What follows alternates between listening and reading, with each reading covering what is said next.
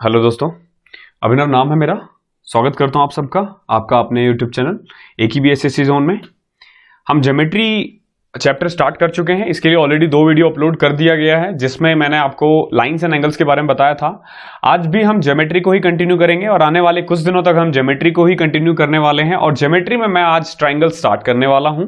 इस वीडियो में मैं ट्राइंगल्स का कुछ बेसिक प्रॉपर्टीज वगैरह बताऊंगा, उसके टाइप्स बताऊंगा और नेक्स्ट वीडियो से मैं ट्राइंगल्स के क्वेश्चंस करवाना स्टार्ट करूंगा, पर्टिकुलर एक छोटे छोटे पॉइंट टॉपिक को उठा के। तो चलते हैं, फिर शुरू करते हैं आज की क्लास ट्राइंगल्स के बारे में। ओके, सबसे पहले देखो ट्राइंगल होता क्या है। बेसिकली कभी भी जब 3 लाइन एक दूसरे से इंटरसेक्ट करते हैं ना, तो एक फिगर फॉर्म होता है जिसको हम एक्चुअली में ट्राइंगल कहते हैं। बेसिकली इसके 3 साइड्स होते हैं और 3 एंगल्स होते हैं। हमेशा ध्यान रखना, इसको हिंदी में हम त्रिभुज कहते हैं। 3 साइड्स होते हैं और 3 एंगल्स होते हैं। अभी अगर हमें सिंपल इस वाले पोर्शन के बारे में बात करें तो ये हमारा एरिया होता है। ये वाला जो पोर्शन है ये क्या है? ये हमारा एरिया है। और जब आप इस वाले पोर्शन के बारे में बात करते हो, यू कैन सी ये वाला पोर्शन, ये और ये, जब आप इस तीनों को ऐड कर देते हो तो हम इसको पेरीमीटर कहते हैं। ये हमारा एरिया होता है और ये पेरीमीटर होता है। तो पेरीमीटर का जो फॉर्मूला होता है एक ट्राइंगल का, पेरीमीटर का या फिर परिमाप का, वो simple A plus B plus C होता है। ओके, यानी कि तीनों साइड्स को जब तुम ऐड कर देते हो तो पेरीमीटर या परिमाप निकल जाता है। एरिया निकालने के काफी सारे मेथड्स हो सकते हैं, काफी मेथड है। मैं आपको बताऊंगा कि कौन से वाले ट्राइंगल में हमें कौन सा मेथड अप्लाई करना चाहिए ताकि एरिया इजीली निकल जाए। बाकी अगर आप एक कॉमन फॉर्मूला के बारे में बात करो तो you can use this formula, S minus A, S minus B, S minus C। इसको हम हीरोन्स फॉर्मूला कहते हैं। S का मतलब यहां पे सेमी पेरीमीटर से है, S का मतलब यहां पे सेमी पेरीमीटर से है, और A, B और C जो है ये तीनों अलग अलग साइड्स है। तो इस तरीके से भी आप एरिया निकाल सकते हो। ये हीरोन्स फॉर्मूला है, ध्यान रखना, ये हीरोन्स फॉर्मूला है, हीरोन्स फॉर्मूला। अगर मैं एक ट्राइंगल के बारे में बताऊं तो कुछ एक बेसिक सी चीजें मैं अभी स्टार्ट करता हूं बताना। लाइन से बताएंगे हम। ये एक ट्राइंगल है आपका ABC। ओके, 3 साइड से इसके, ये A है, ये B है और ये C है। एक चीज ध्यान रखना, हमेशा जो एंगल होता है A हो या B हो या C हो, ये हमेशा 0 से बड़ा होगा और 180 से छोटा होगा। यानी कि अगर मान लो A हो या B हो या C हो, ये 180 से छोटा होगा और 0 से बड़ा होगा। कभी भी कोई भी 2 साइड्स का जो सम है ना, यानी A प्लस B, वो हमेशा तीसरे से बड़ा होगा। ध्यान रखना, कभी भी जो 2 साइड्स होते हैं, से अगर मान लो ये 5 है, ये 6 है, तो इसकी जो मिनिमम वैल्यू होगी ना, मिनिमम वैल्यू वो 1 होगी, यानी 1 से ज्यादा ही होगी। यू कैन से कि ग्रेटर देन, ये जो C होगा, C 1 से बड़ा होगा और C जो है वो 11 से कम होगा। ध्यान रखना कैसे किया हमने, इस दोनों का डिफरेंस जो होगा वो मिनिमम और इन दोनों का जो सम होगा वो मैक्सिमम। ओके, मैक्सिमम मतलब उसको टच भी नहीं करेगा, यानी उससे कम ही रहेगा। 11 नहीं हो सकता, भले ही 10.9 हो, 11 नहीं हो सकता। ओके, क्योंकि अगर 11 बनता है तो फिर वो एक सीधा सा एक लाइन बन जाएगा, फिर वो ट्राइंगल फॉर्म नहीं कर पाता है। तो ये हमेशा ध्यान रखना कि A प्लस B जो होगा वो हमेशा C से छोटा होगा। ऐसे ही जो B प्लस A होगा वो, सॉरी, B प्लस C जो होगा वो A से छोटा होगा और A प्लस C जो होगा वो B से छोटा होगा। ये 3 प्रॉपर्टीज हमेशा ध्यान रखना ट्राइंगल के बारे में। कभी भी 2 साइड्स तीसरे से बड़ा नहीं हो सकता। ओके, अब हम टाइप्स ऑफ ट्राइंगल के बारे में बात करेंगे। तो एंगल को, बेसिकली ट्राइंगल को 2 तरीके से डिवाइड किया जाता है। एक होता है जब हम एंगल में डिवाइड करते हैं। क्या होता है? जब हम एंगल में डिवाइड करते हैं, यानी कि डिवीजन इन एंगल्स। जब हम कोण में बांटे तो बेसिकली 3 टाइप के होते हैं। ओके, पहला होता है एक्यूट एंगल। ये हमने लास्ट क्लास में भी पढ़ा था, लास्ट से लास्ट क्लास में। Acute angle, acute angle triangle. Okay, acute angle triangle क्या होता है? इसमें ना तीनों ही एंगल 90 से कम होते हैं। ध्यान रखना, तीनों ही एंगल 90 से कम होते हैं। जो दूसरा एंगल होता है वो होता है right angle triangle. Right angle triangle, इसमें क्या होता है, एनी वन एंगल, ध्यान रखना सिर्फ कोई एक एंगल जो होगा वो 90 डिग्री होगा। वो ए भी हो सकता है, वो बी भी हो सकता है, वो सी भी हो सकता है। देखो एक्यूट एंगल कुल मिला के इस तरीके से दिखता है। ओके, राइट एंगल ट्राइंगल इस तरीके से दिखता है, जिसमें एक एंगल क्या होता है 90 डिग्री। ओके, ये है राइट एंगल ट्राइंगल जिसमें एनी वन एंगल वो 90 डिग्री हो। और थर्ड होता है हमारा ऑब्ट्यूज एंगल ट्राइंगल। ये इसमें बेसिकली क्या होता है कि कोई एक angle, any one angle greater than 90 हो। ये 180 गलती से लिख दिया है, यानी कि कोई भी एक एंगल 90 से बड़ा हो। वो ए भी हो सकता है, वो बी भी हो सकता है, वो सी भी हो सकता है। ये जो आप देख रहे हो ना, ये या फिर यू कैन से इस टाइप का जो ट्राइंगल होता है ना, अक्सर देखा होगा आपको, ए बी सी, ये ऑब्ट्यूज एंगल होता है जिसमें एंगल ए जो है ना वो 90 से ज्यादा है। ओके, तो ध्यान रखना, ऑब्ट्यूज एंगल ट्राइंगल क्या होता है, जिसमें कोई भी एक एंगल जो है वो 90 डिग्री से ज्यादा हो। ओके, अगर कभी भी राइट एंगल ट्राइंगल आ जाए, ध्यान रखना राइट एंगल ट्राइंगल आ जाए,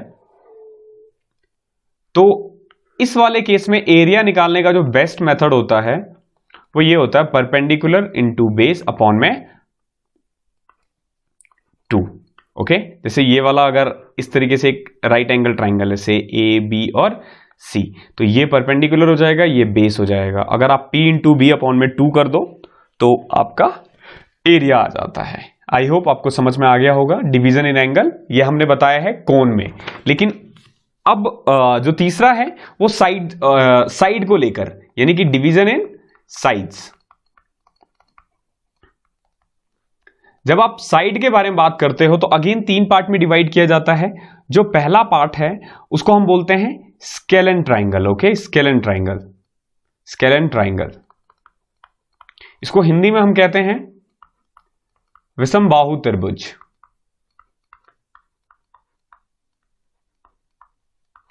देखो इसमें क्या होता है, तीनों साइड्स अलग अलग होते हैं, यानी कि A is not equal to B is not equal to C। इसका एक्यूट ऑब्ट्यूज से कोई लेना देना नहीं है।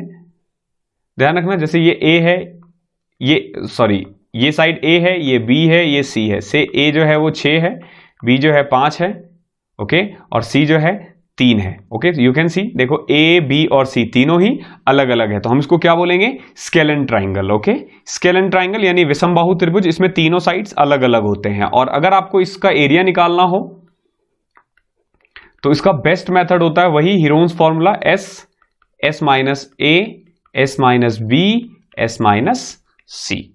आई होप आपको समझ में आ गया होगा। दूसरा है आइसोसेलेस ट्राइंगल्स।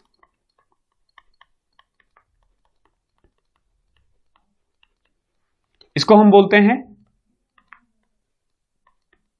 समबाहु त्रिभुज। इसमें क्या होता है कि A जो है B के इक्वल तो होता है लेकिन C के इक्वल नहीं होता, यानी कि दो साइड्स से, अगर मान लो ये ट्राइंगल है A, B और C, ओके, ये साइड A है, ये साइड C है, ये साइड B है, तो इसमें क्या है कि जो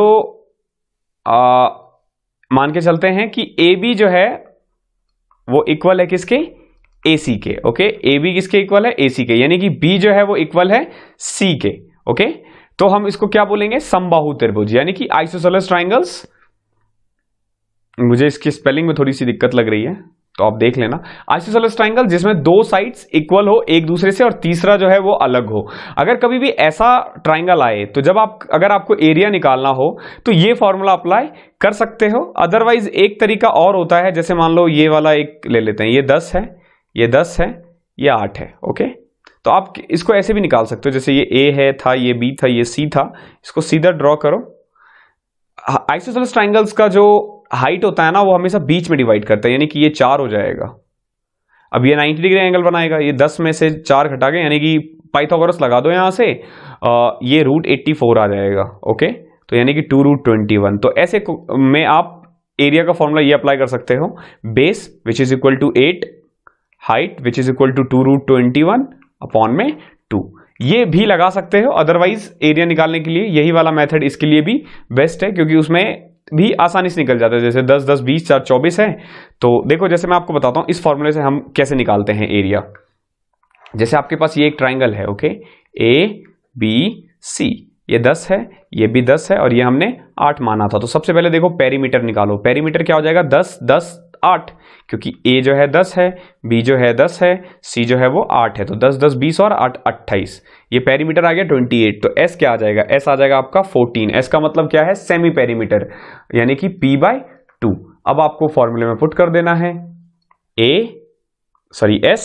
S माइनस A, यानी 14 माइनस 10 4, 14 माइनस 10 4, 14 माइनस 8 6। ओके, तो आप इसको सॉल्व कर सकते हो। जैसे कोई 4 का कपल बन रहा है तो मैं इसको रूट से बाहर निकाल देता हूं। फिर यहां पे आ जाएगा देखो 2 इंटू 7, और इसको लिख सकता हूं मैं 2 इंटू 3। अब अगेन देखो 2 का कपल बन रहा है तो बाहर निकाल दो, तो ये आ जाएगा 8 इंटू 7 इंटू 3 21। अब इसको यहीं छोड़ दो, तो 8√21 आंसर आ जाएगा। यानी कि हीरोन्स फॉर्मूला आपको इस तरीके से अप्लाई करना है। रूट सॉल्व करना आता है तो वेल एंड गुड है, अदरवाइज ऐसे कपल्स बनाकर भी बाहर निकाल सकते हो। या फिर क्योंकि ये आइसोसेलेस ट्राइंगल है तो इसको मैंने बताया था ऐसे भी कर सकते हैं।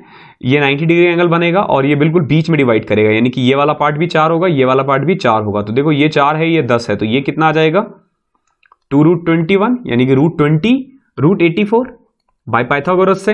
अब आप फॉर्मूला अप्लाई कर सकते हो, base which is equal to 8, height which is equal to 2√21 upon में 2। देखो 2 से 2 कटा, 8√21। किसी भी मेथड से निकालो आंसर सेम ही आएगा। तो देखो हमने स्केलेन ट्राइंगल और आइसोसेलेस ट्राइंगल के बारे में बात कर लिया। अब देखो इक्विलेटरल ट्राइंगल।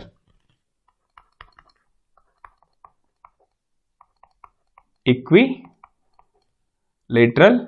ट्राइंगल, देखो इक्विलेटरल ट्राइंगल क्या होता है, जिसमें ना तीनों साइड्स इक्वल हो। जैसे ये A है, ये B है, ये C है, तो इसमें क्या है, ये इसके इक्वल होगा और ये इसके इक्वल होगा, यानी कि A जो है वो B के इक्वल है और C के इक्वल होगा। यानी कि तीनों साइड्स जो है वो इक्वल होता है और तीनों एंगल कितने डिग्री के इक्वल होते हैं, 60 डिग्री। ध्यान रखना इसमें जरूरी है कि ये 60 हो, क्योंकि देखो 60 60 60 तभी तो 180 होगा। ये चीज हमेशा ध्यान रखना। नाउ एरिया निकालने का इसमें बेस्ट होता है √3/4a²। ये फॉर्मूला होता है इक्विलेटरल ट्राइंगल का। आई होप आप इसको लिख रहे होंगे एक रजिस्टर पे। जैसे कि मैंने बताया था एक छोटा सा रजिस्टर आपको मेंटेन करना है। ये इक्विलेटरल ट्राइंगल था।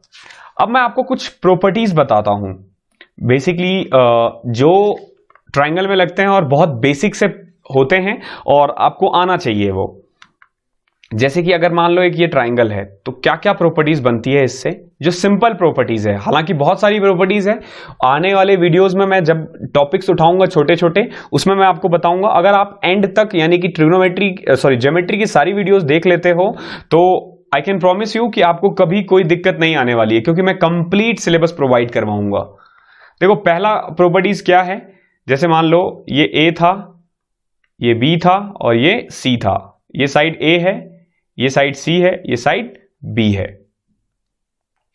तो जो पहला प्रॉपर्टीज वो है ये है A प्लस B जो है वो हमेशा C से बड़ा होगा। ऐसे ही B प्लस C वो A से बड़ा होगा और A प्लस C B से बड़ा होगा। यानी कि ये पहला प्रॉपर्टीज है।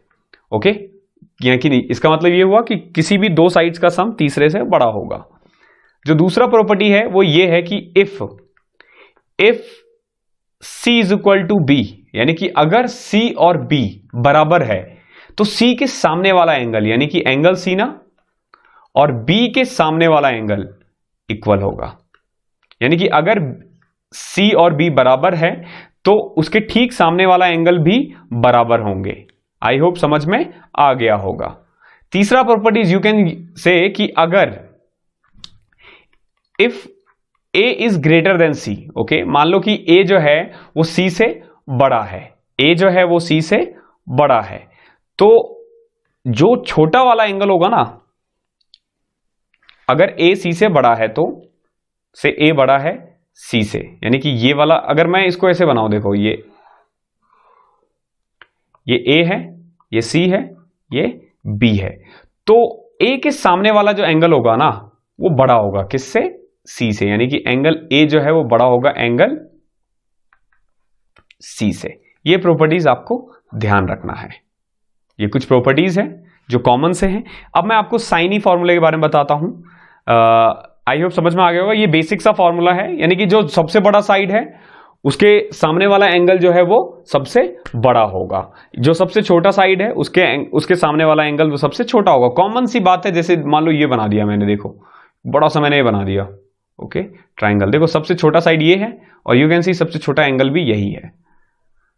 तो आई होप क्लियर होगा। अब देखो साइनी फॉर्मूला, देखो साइनी फॉर्मूला क्या होता है, बहुत इंपॉर्टेंट है ये साइनी रूल। मान के चलो ए बी सी एक ट्राइंगल है, ये ए है, ये सी है, ये बी है। हमेशा ध्यान रखो कि जो एंगल के सामने वाला मैं ले रहा हूं, जैसे कैपिटल बी जो है एंगल है, उसके सामने वाले साइड को मैं बी मान रहा हूं, कैपिटल ए जो है उसके सामने वाले को मैं ए मान रहा हूं और सी वाले को सी मान रहा हूं।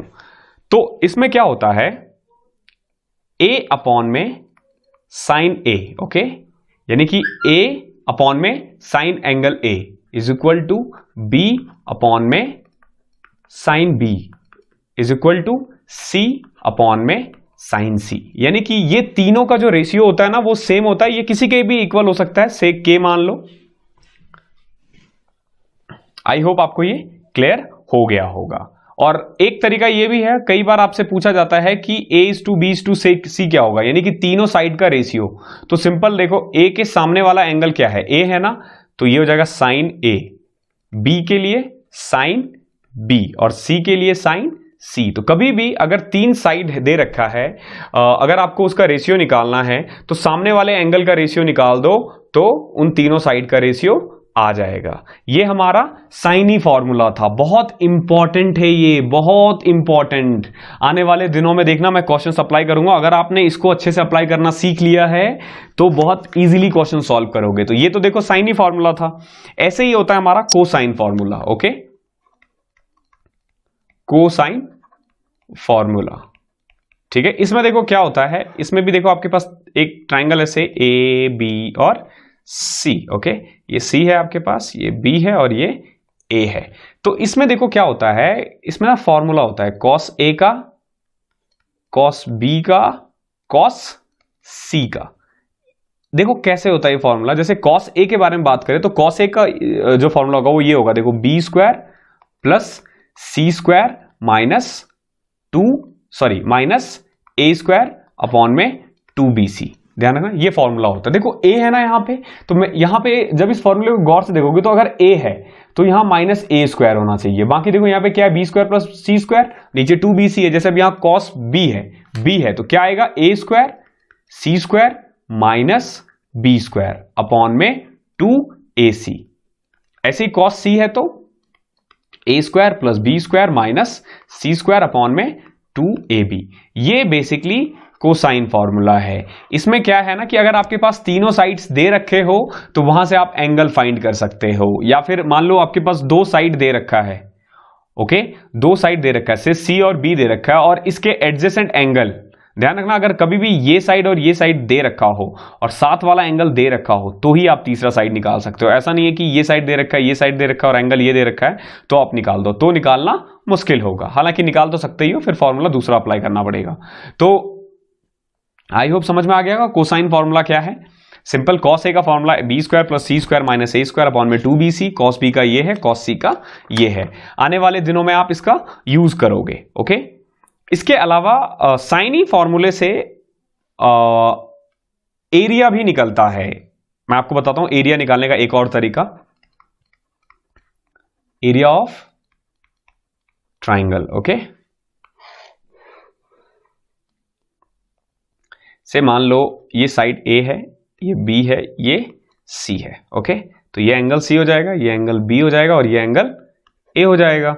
तो इसका एरिया निकालने का एक फॉर्मूला ये भी होता है, जैसे ए बी बाई 2 और ए बी के बीच में कौन सा एंगल आता है, सी ना, साइन सी। यानी कि ये फॉर्मूला हो जाएगा एरिया का, A B by 2 into sine C, या फिर B C by 2 into sine A. B C के बीच में कौन सा एंगल बन रहा है, ऐसे देखो ए और सी के बीच में बी बन रहा है ना, तो क्या लिख दोगे तुम, साइन बी इंटू ए सी अपॉन में 2। यानी कि ये तीनों ही फॉर्मूला है बेसिकली ये कोसाइन फॉर्मूले से ही निकला है, साइन ही फॉर्मूले से निकला है ये।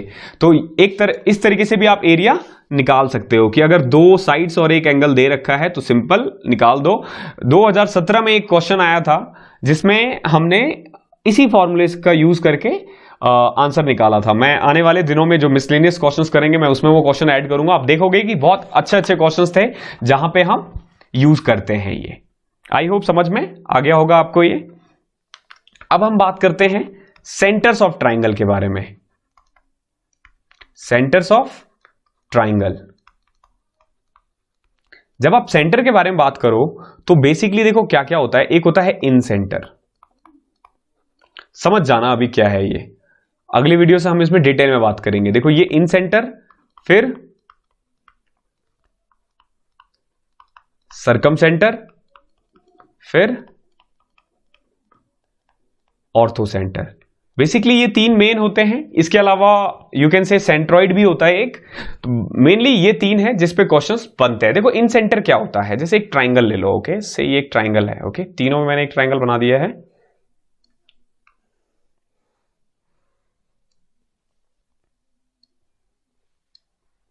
इन सेंटर क्या होता है, जहां पे ना परपेंडिकुलर बाइसेक्ट मिलता हो, सॉरी जहां पे बाइसेक्टर मिलता हो, नॉट परपेंडिकुलर बाइसेक्टर, जहां पे बाइसेक्टर मिलता हो। से अगर मान लो ये 60 डिग्री है, ओके, तो ये 30 डिग्री होगा, इधर भी 30 डिग्री होगा। अगर ये मान लो 70 डिग्री है तो ये 35, ये 35। अगर मान लो ये 50 है तो ये 25, ये 25। ये तीनों जहां पे मिलते हैं ना, हम इसको आई बोलते हैं, यानी कि इन सेंटर। ओके, आई होप समझ में आ गया होगा। इन सेंटर कहां होता है, वेयर एंगल बाइसेक्टर मीट्स, ध्यान रखना, where angle bisector meets. Circumcentre होता है वेयर परपेंडिकुलर बाइसेक्टर मीट। अब मान लो ये है, यहां पे ना परपेंडिकुलर बाइसेक्टर ऐसे ये इस तरीके से यहां पे कट रहा है, ओके, इसका ऐसे कट रहा है, ये बेसिकली परपेंडिकुलर ही बनाएगा, और यहां पे ये परपेंडिकुलर है। तो जहां पे परपेंडिकुलर तीनों मिलते हैं, यानी परपेंडिकुलर बाइसेक्टर मिलते हो, ध्यान रखना वो साइड से 90 डिग्री का एंगल बनाएगा, 90 डिग्री से एंगल बनाएगा, तो हम उसको बोलते हैं सरकम सेंटर। क्या होता है, where perpendicular bisector meets. I hope समझ में आ गया होगा क्या होता है सरकम सेंटर, जहां पे परपेंडिकुलर बाइसेक्टर मिलते हैं। मैं इन सेंटर के लिए एक अलग से वीडियो बनाऊंगा, सरकम सेंटर के लिए एक अलग से वीडियो बनाऊंगा। एक बनाऊंगा ऑर्थो सेंटर, जिसमें मैं आपको ऑर्थो सेंटर और सेंट्रॉइड और मीडियंस इन सब के बारे में बताऊंगा। ऑर्थो सेंटर क्या होता है, जहां पे वेयर एल्टीट्यूड्स मीट, ध्यान रखना, वेयर एल्टीट्यूड मीट, जहां पे मतलब एक तरह से यू कैन से कि देखो ये है जैसे 90 एल्टीट्यूड है, तो ये जो एंगल है ये क्या है, ऑर्थो सेंटर है। ये क्या है, ऑर्थो सेंटर। एक चीज ध्यान रखना, बच्चे इन दोनों में कंफ्यूज होते हैं कि यहां पे भी तो परपेंडिकुलर था और ये भी परपेंडिकुलर है, बट ध्यान रखना परपेंडिकुलर बाइसेक्टर का मतलब होता है कि बिल्कुल बीच से 90 डिग्री एंगल बनाते हुए, जरूरी नहीं वो यहां मिले, लेकिन एल्टीट्यूड जरूर मिलेगा यहां पे। तो समझ में आ गया होगा आई होप क्या होता है इन सेंटर, सरकम सेंटर और ऑर्थो सेंटर। इसके बारे में हम डिटेल में जब मैं इन्हीं के बारे में वीडियो बनाऊंगा उसमें बताऊंगा इसका फॉर्मूला क्या होता है, कैसे क्वेश्चंस बनते हैं इनमें, फिर हम इनके बारे में डिटेल में बात करेंगे। इसके अलावा देखो जब आप सेंटर के बारे में बात कर लेते हो, जैसे अब मान लो ये ट्राइंगल है जो इसको दो पार्ट में डिवाइड करता है, हम उसको मीडियन कहते हैं, मीडियन। ओके, मीडियन क्या होता है, divides in two equal parts. ध्यान रखना कोई भी जो मीडियन हो, मीडियंस या फिर आप मध्यिका भी कहते हैं इसको हिंदी में, वो किसी भी ट्राइंगल को दो बराबर भागों में डिवाइड करता है। और जहां पे मीडियंस मिलते हैं, जहां पे मीडियंस मिलते हैं, सॉरी ये थोड़ा ड्राइंग खराब है मेरी तो बन नहीं पाता, ये मीडियंस यहां मिल रहे हैं, ओके, हम इसको सेंट्रॉइड कहते हैं, सेंट्रॉइड या फिर हिंदी में हम कहते हैं केंद्रक। आई होप यहां तक समझ में आ गया होगा। ये मैं आपको ब्रीफ नॉलेज दे रहा हूं। एग्जाम से ठीक पहले जो कुछ एक टॉपिक्स जो आपको रिवाइज करना होता है, उनमें से ये वीडियोस होते हैं जो आपको देखना जरूरी होता है एग्जाम से ठीक पहले, ताकि एक तरह से आप चैप्टर को समराइज कर सको। इसके अलावा और भी बहुत कुछ है ट्राइंगल के बारे में जो हम आने वाले दिनों में बात करेंगे, और जो मैं छोटे छोटे वीडियोस बनाऊंगा जो हर एक टॉपिक पे स्पेशली, जैसे अब अगली वीडियो जो ट्राइंगल के लिए जो दूसरी वीडियो होगी वो सेंटर पे है, उसमें मैं आपको इन सेंटर के बारे में मैं बताऊंगा, फिर सरकम सेंटर के बारे में, फिर ऑर्थो सेंटर मीडियन सेंट्रॉइड के बारे में, देन सिमिलैरिटीज के बारे में, फिर हम कॉन्ग्रुएंसी के बारे में बात करेंगे, और इन्हीं बीच में आपको एक वीडियो प्रोवाइड करवाऊंगा जिसमें कंप्लीट थ्योरम्स होंगे 9th और 10th क्लास की।